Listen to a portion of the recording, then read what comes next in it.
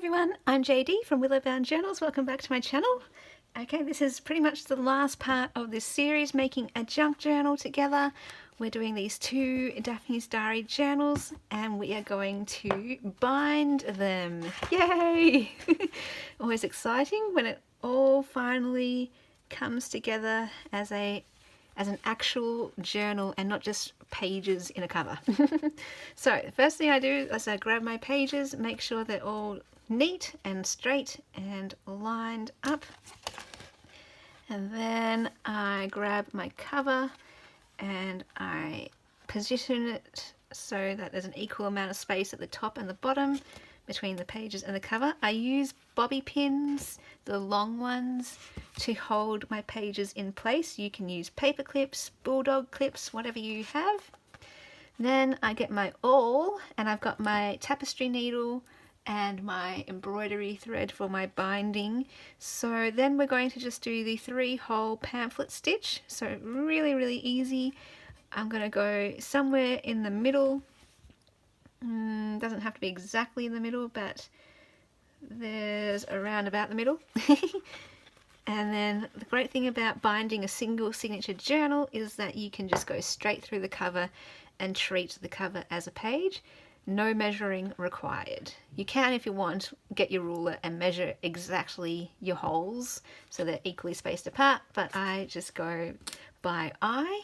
So I put my needle in through the first one, and you could punch all 3 holes in one go and then thread it through, but I like to put the needle through as soon as I've done the punching of the holes, just in case the pages move, because when you're putting the holes through, you're putting a lot of force and pressure on the pages and they might move a little bit, so the hole that you've just punched in might be out of alignment.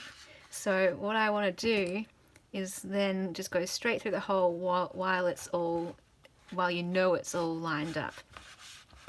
Okay, and then I just go and do a hole at the bottom of the journal. And then I'm going to, so I'll try and demonstrate and talk through what I'm doing. I'm just going to pull this thread down hard so that the thread is pushed to the furthest part of the hole down the bottom, so that when I go back through the middle, it misses going through that thread. If you go through the thread, you're in big world of pain, because you have to undo it and do it again. So you just want to miss going through that, so that you can now pull the thread easily through. Now you just choose a spot at the top to put your hole at the top. And then I close the journal. I find that helps get the awl through, so that when you take the awl out, you can put your needle straight in. Nothing has moved. You haven't opened it and closed it or whatever. You just put this all through and then you put the needle straight through. That's how I do it, so that the pages don't move. Alright, so this little tip, so you pull this thread out the way, and you want to just, let's make sure it's tight. Pull everything so it's tight first of all, and then you want to get this thread here, go under this one, and then pull it that way, and pull this one this way, and then you can just wiggle until it's in the middle. And then I do just want to check that everything is tight. I like a pretty tight binding. Other people like it looser. Just do whatever works for you. And I'm just going to play around with it a bit, make sure everything's lined up and neat and tight. Okay, now you don't want it too tight, because then it will cut through your pages and pull at the holes and tear down through them. So just tight enough. And then, whoops, it was supposed to be that way, and then you can just tie your knot. So definitely do a double knot, and if you want to be safe, do a triple knot. So let's just go for it. Let's just do a triple knot. You can leave your threads long if you want. I like to trim mine there. Remove the bobby pins and you have a completed journal. And that's just a final test to see if it's okay. If that was too loose for me, I would cut it off and do the whole thing again. So that is the journal. So let's move on and do the second one. Maybe you can follow along with me at the same time as I do it, now that you've seen the process. So I'm just going to thread my needle. And, oh, let's see if I can thread it. Ta-da! Third time's the charm for that one. Okay, so then I'm going to grab my pages, find the center,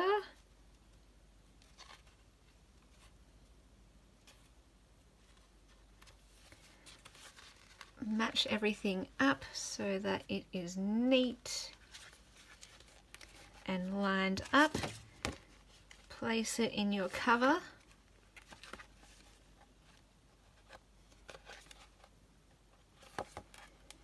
Grab your bobby pins, slide those on.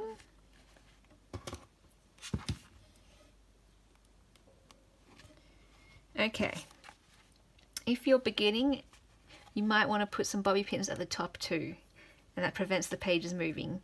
Once you've done it a few times, you kind of know where to hold it, how much pressure to hold it with, so that things don't move around. So we're going through the middle. Then we're going somewhere down here. So I don't want it too close to the edge. Go back in through there.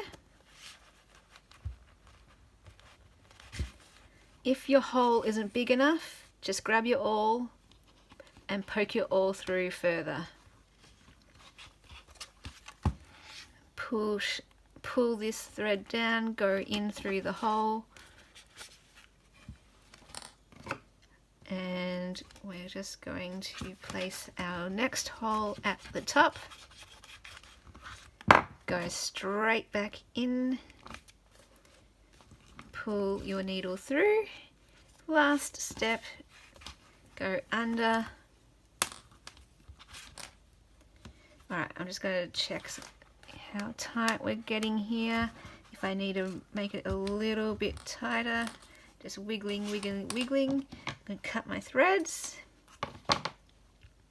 so that I can now tie my knot. And a third one just to be sure. And then I can trim these down. Okay, so that is the binding, simple as that, right? At most 4 minutes per journal, right? So do not be intimidated by binding. It is super easy, super quick, super simple. The last thing that I want to do is just cut down some of these pages so they're not poking out. Of course, it doesn't matter if they are poking out a little bit. Some people like that look. And sometimes I do leave them poking out a little bit depending on what journal I'm making. If I'm making more of like a rustic looking journal, I might want to leave them poking out a bit so that they're all different sizes and you can see that from the cover. But I want to make them a bit more inside the cover than that. So I'm just going to trim off the middle pages just a little bit. Thankfully this journal I don't need to do it too much. Some journals I do and it's like I have to cut every single page almost. It's like ah! Alright, let me just have a look. I want to cut this one here. It's just peeking out a little bit. Again, I could leave it if I wanted, but you know, it just suits my eye to have it like that. And then the last one, just want to chop a little bit of the middle one often the middle one sticks out the most. Alright, so yeah, I'm happy with that. Can't see any pages sticking out. This one I didn't do such a good job. There's some sticking out a lot. That's kind of be to expected with a narrower journal, because you don't realise how much you actually need to trim it back when you're measuring your pages, because you think you want as much writing space as possible, so you make them a bit longer than you should have. Well, that's just me anyway. So I'm just grabbing 3 pages together that are a bit long, cutting those down. Let me grab these 3 pages, cut these down just a little bit. And I want to cut down the yellow one just a bit. And then I think we might be good.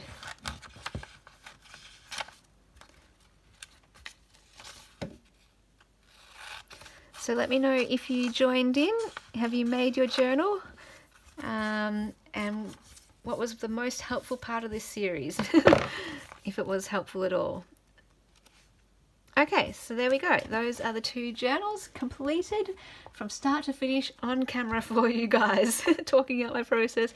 I really do hope that was helpful, and it gives you your own push or start to make your own journals, and gives you maybe a formula to do it or a jumping off point. The whole idea is that everyone will have their own way of making journals.